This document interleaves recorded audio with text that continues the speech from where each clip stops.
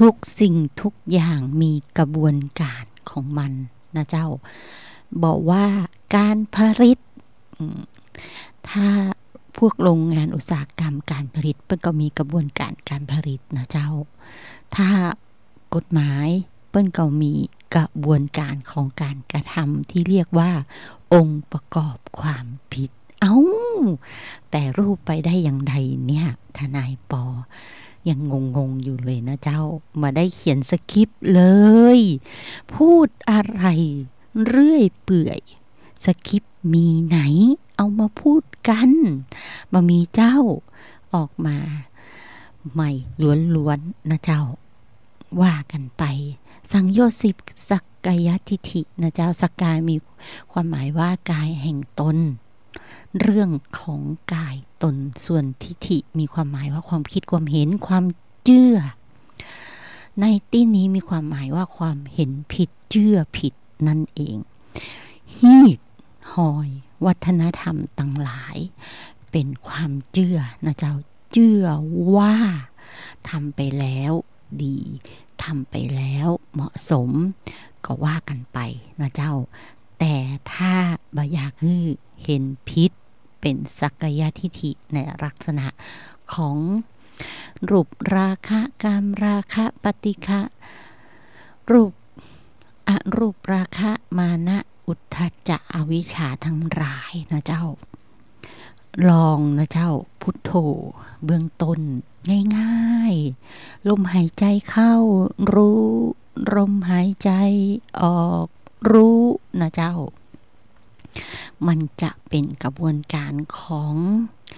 ฝึกสติโดยกระทำซ้ำทำให้เกิดจิตที่เป็นสมาธินะเจ้าเมื่อเกิดจิตเป็นสมาธิไปเรื่อยๆองค์ญาณก็เกิดขึ้นความตั้งมั่นในธรรมเกิดขึ้นนะเจ้าเมื่อความตั้งมั่นในธรรมเกิดขึ้นบางคนสิ่งที่จะตามมาก็คือตบะเดชะอำนาจเดชฤทธิ์เหมือนพระภิกษุในสมัยโบราณนะเจ้าเปิ้นมีมาแต่โบราณนาการนั่นเองนะเจ้าแล้วจะทำให้เฮารู้ว่าอะยังที่จะเป็นเหตุเพศภัยเข้ามาหาตัวเฮานะเจ้า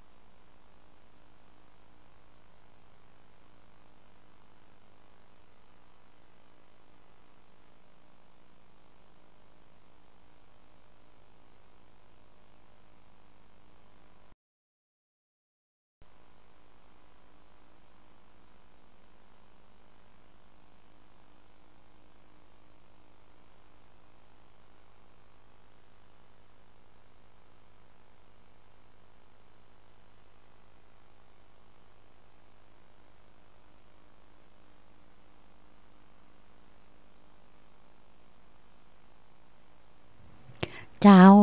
3 เพลงลวดกันไปเลยนะเจ้าดวงตาเห็นธรรมเข้าวัดยามเป็นดอยแสงธรรมนะเจ้า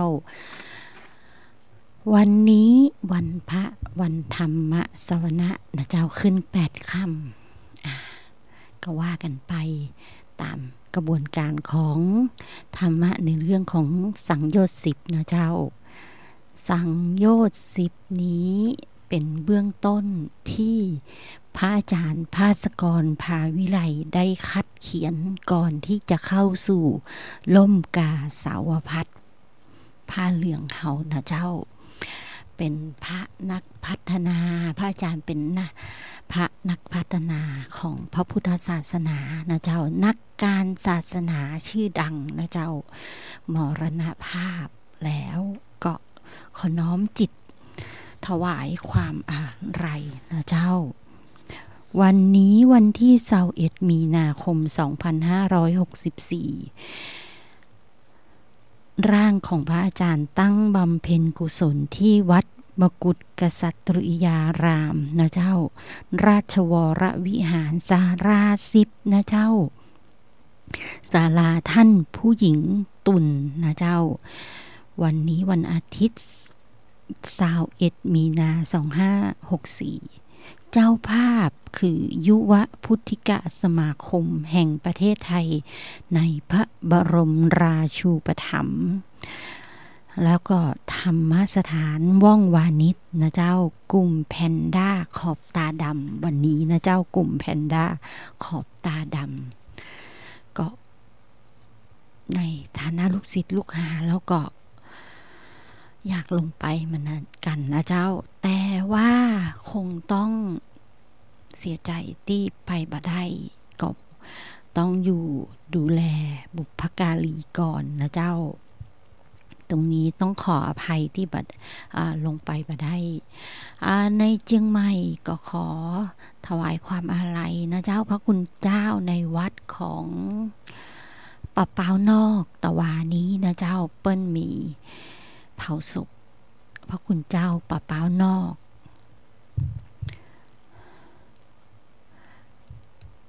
ทนายปอก็ไปร่วมทำบุญกับเปิ้นตะวานี้เหมือนกันนะเจ้าทนายปอทำไมไปจุ้นจ้านกับพระคุณเจ้ากันเยอะแยะจังเลยเปิ้นมาได้ยุ่งตัวนั่งอยู่บ้านมาได้ยังมาดีกว่ากาไปยังทนายปอก็บอกว่าก็เพราะคุณเจ้าเปิ้นช่วยกันช่วยงานบางอย่างมันก็ทำให้ทนายปอไปตั้งหน้าติกก็เลยต้องขออภัยนะเจ้าที่เจ้าบ้านเปิ้นบ้านข้างเคียงมาเข้าใจก็ขออธิบายตรงนี้เลยนะเจ้าเผอิญไปปฏิบัติธรรมแล้วแม่ชีเปิ้นก็บอกว่าทนายปอไปที่นี่กรรมเนี่ยก็ไปนะเจ้าพอไปแล้วก็ได้ไปช่วยการช่วยงานเปิ้นก็ไปตั้งหน้าเปิ้นบางเตื้อทนายปอไปส่งหน่อยทนายปอเอาหนังสือนี่หน่อยทนายปออันนี้เขียนยังไงทนายปออันนี้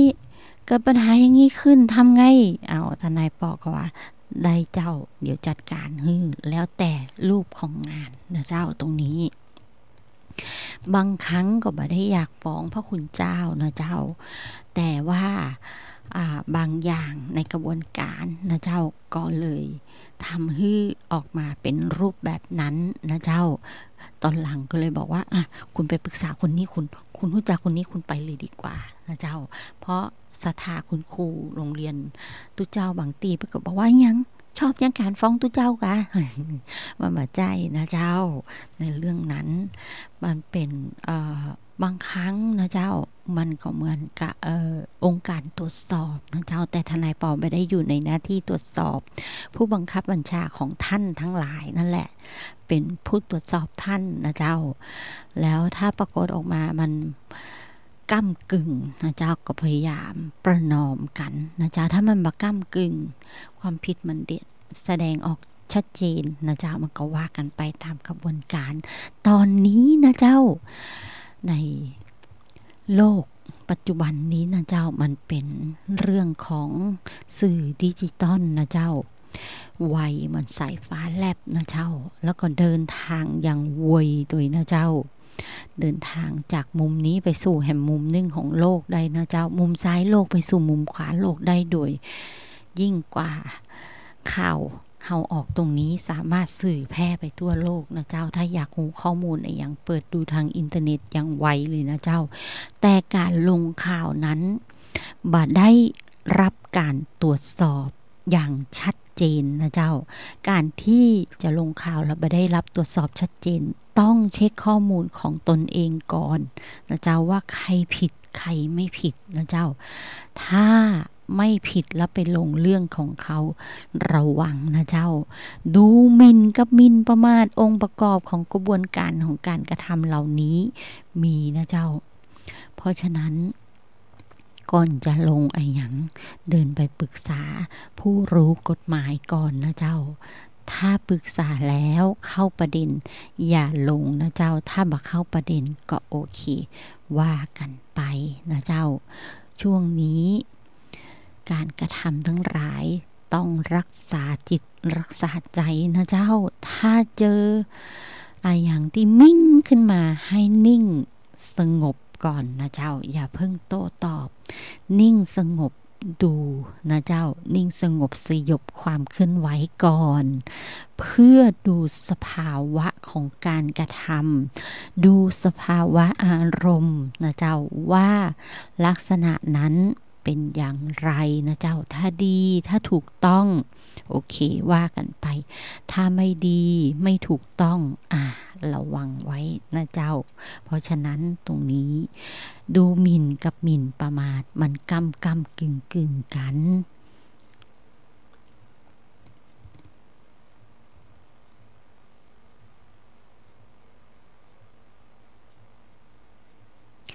ถ้า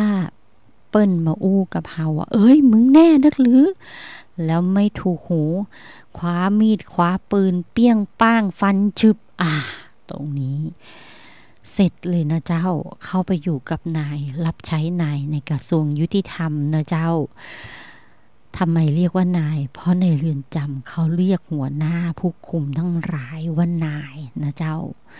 รัชทัณฑ์นะเจ้าตรงนี้ทนายปอถึง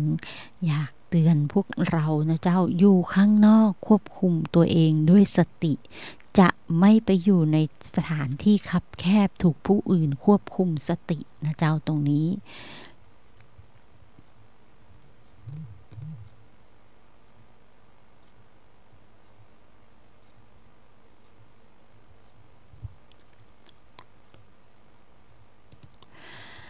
โควิดนะเจ้าโควิดPM เป็นพิษโควิดเป็นภัย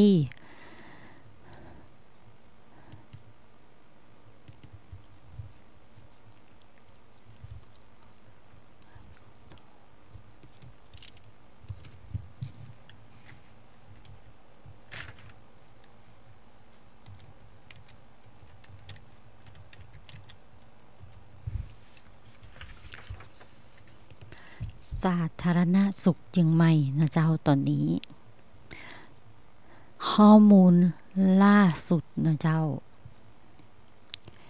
มีค้างตรวจอยู่ในโรงพยาบาลรัฐนะเจ้าแค่รายเดียวนะเจ้ารายใหม่นี้ยังมาเข้ามาเตือนนะเจ้าค่อยโล่งอกนะเจ้านี่คือข้อมูลวันสุดท้ายคือเมื่อวานนี้นะเจ้า20มีนาประมาณบ่ายโมง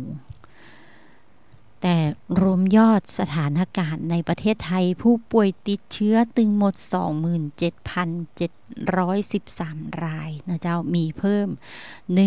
119รายนะเจ้าติดเชื้อสะสม69นะเจ้ากลับบ้านไปแล้ว 26,512 รายนะเจ้าอยู่ในโรงพยาบาล 1,111 รายนะเจ้าเสียชีวิต90รายนี่คือผู้ป่วยตั้งแต่นู้นต้นปี63นะเจ้ายอดรวมทั้งรายนะเจ้าโอเค แต่ของเชียงใหม่ยอดรวมตอนนี้เหลืออยู่ในโรงพยาบาลหลวงแค่1 รายนะเจ้าค่อยโล่งอกโล่งใจเนาะตอนนี้เปิ้นบอกว่าจะมีการทำอย่างใดให้หยุดเผาลดการเผาอยู่ให้ได้เย็นให้ได้นะเจ้าอยู่ให้เป็นเย็นให้ได้ในช่วงของ PM เป็นพิษโควิดเป็นภัยนะเจ้า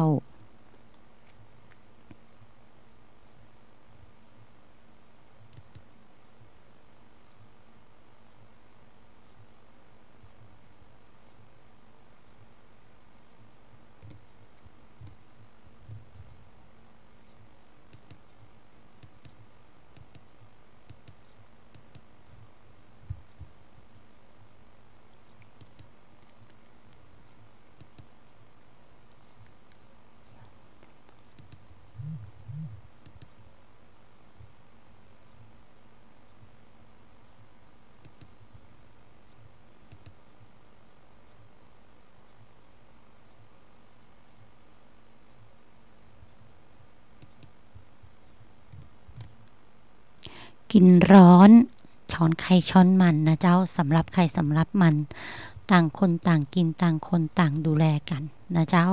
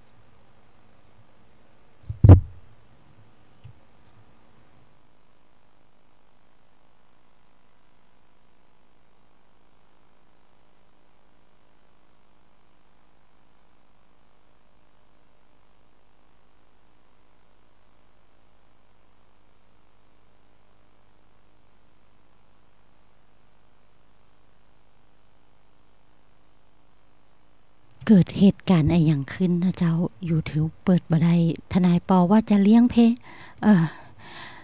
เปิดเพลงศีลห้านะเจ้าศีลห้าช่วยสร้างจิตเฮาอยู่ในสภาวะธรรมที่สัปปายะของทางอารมณ์นะเจ้าเอามนุษย์เทโวดีกว่านะเจ้า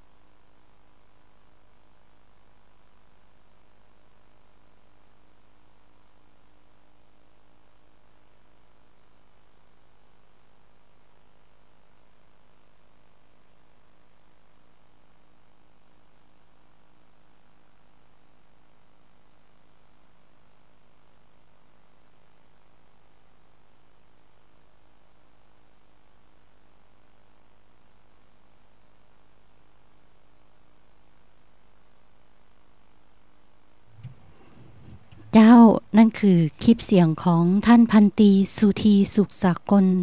ซึ่งท่านเป็นอนุศาสนาจารย์อนุศาสนาจารย์นะเจ้ากรมทหารสื่อสารกรมการทหารสื่อสารเพิ่นก็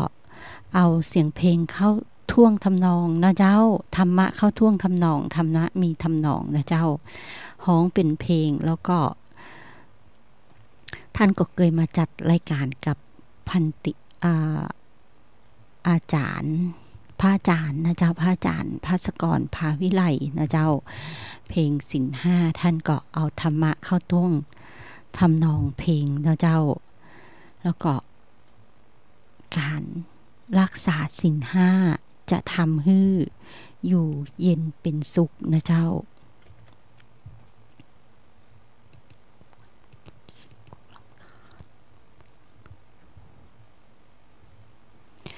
ก็คือคืนความสุขกับชีวิตด้วยศีลห้า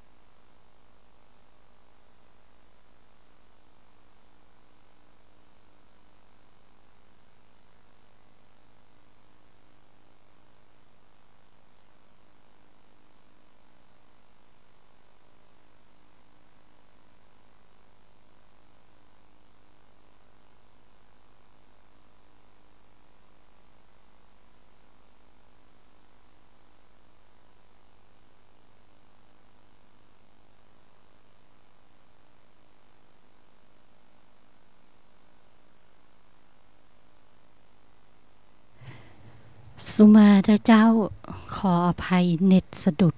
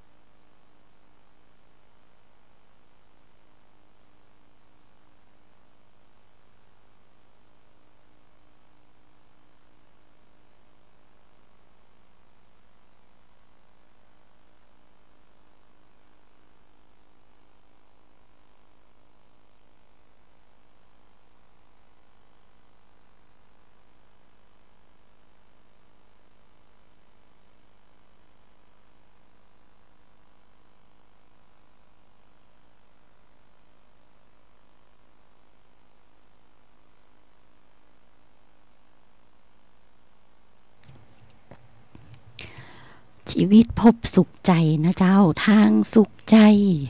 เมื่อศีลมีธรรมเคียงข้างอินเทอร์เน็ตสะดุดนะเจ้าทำให้เกิดเสียงเพลง YouTube ลำบาก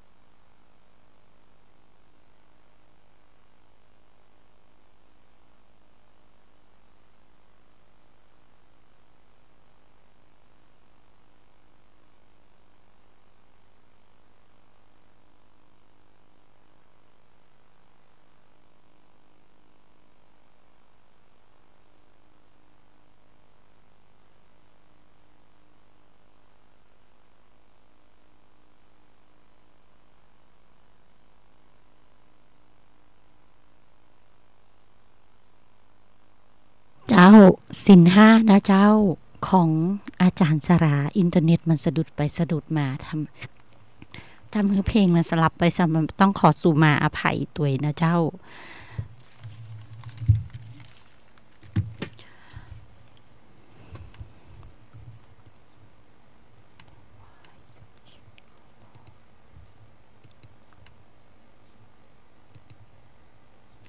สังโยชน์10ที่เอามาเล่านี่เป็นกลุ่มธรรมกลุ่มแรกที่พระอาจารย์ภาสกรท่านคัดนะเจ้าก่อนที่จะเข้าสู่ผ้าเหลืองท่านเล่าว่าแม่ชีฮื้อไปหัดคัดสังโยชน์10นี่นะเจ้าแล้วจะเข้าใจแล้วท่านก็เข้าสู่ผ้าเหลืองทนายปอเอามาเล่าเพราะว่าอ่านจากหน้าเพจของพระอาจารย์ภาสกรภาวิไลนะเจ้าเปิ้น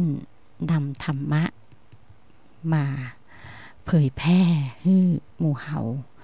หลายท่านนะเจ้าแล้วก็ไปเผยแพร่ต่างประเทศด้วยนะเจ้ากลุ่มธรรมสถานนะเจ้าจังหวัดต่างๆนะเจ้ากลุ่มธรรมสถานแล้วแต่แล้วก็เปิ้นก็พระอาจารย์ก็เอากฐินต้นบุญนะเจ้ากฐินจากเชียงใหม่ไปถวายต้นบุญนะเจ้าที่ชลบุรีนะเจ้าแล้วก็จากชลบุรีมาถวายที่วัดไฟหินธรรมสถานนะเจ้าก็กระบวนการของธรรมะในการในรูปแบบของวิทยาศาสตร์นะเจ้าที่ทำให้มีการทดลองจับต้องได้ทดลองเจริญวิปัสสนานะเจ้าสักกายทิฏฐิลองเจริญวิปัสสนาดูนะเจ้าถอดถอนสักกายทิฏฐิจะอาศัยพื้นฐานจากการคิดหรือน้อมจิตเชื่อในกระบวนการเจริญวิปัสสนาตรงนี้ก็คือโยนิโสมนสิการในความเป็นเหตุปัจจัยให้เห็นอย่างแท้จริงแจ่มแจ้งจากอิทัปปัจจยตาปฏิจจสมุปะอันพึงเกิดขึ้นจากการพิจารณาปฏิจจสมุปบาทนั่นเองนะเจ้าขันธ์5การเห็นการเป็นเหตุปัจจัยของขันธ์5กระบวนธรรมของขันธ์5พระไตรลักษณ์นะเจ้าพึงเจริญตามความชอบที่เรามีสติและใช้ปัญญานะเจ้าเพียงแต่ต้องเป็นไปตามลักษณะของการเจริญวิปัสสนากรรมฐานด้วยสมถะหรือด้วยวิปัสสนาธรรมด้วยปัญญาอย่างแท้จริงนะเจ้าให้เห็นให้เข้าใจตามความเป็นจริงเป็นเหตุมาจากไอ้หยังทำให้ผลเป็นอย่างอั้นนะเจ้าจนเห็นความเป็นปัจจัยเหตุปัจจัยในที่สุดนั่นเองนะเจ้าเมื่อรู้และเข้าใจถึงกายและตัวตนเป็นเพียงสมมุติสัจจะที่แม้ถือว่าแต่ก็จริงเพียงระดับหนึ่งหรือจริงเพียงชั่วระยะหนึ่งล้วนเกิดมาแต่เหตุปัจจัยจึงเป็นเพียงสังขารชนิดหนึ่งภายใต้พระไตรลักษณ์ที่บอกว่าบัดเที่ยงเกิดขึ้นตั้งอยู่ดับไปทุกเป็นอนัตตาบ่มีตัวตนเป็นแก่นแท้นะเจ้าสังขารสิ่งปรุงแต่งในพระไตรลักษณ์จึงบอกพระไตรลักษณ์และอนัตตาควบคู่กันนะเจ้าย่อมบัดสามารถน้อมนึกคิดพิจารณาให้เป็นปัญญาได้อย่างแจ่มแจ้งตามจริงหรือปรมัตถ์ได้ในสักกายนิโรธว่ากันไปตามสังโยชน์10นะเจ้าต้องกล่าวลากันแล้วนะเจ้านมัสการลาและสวัสดีญาติธรรมทุกท่านเจ้า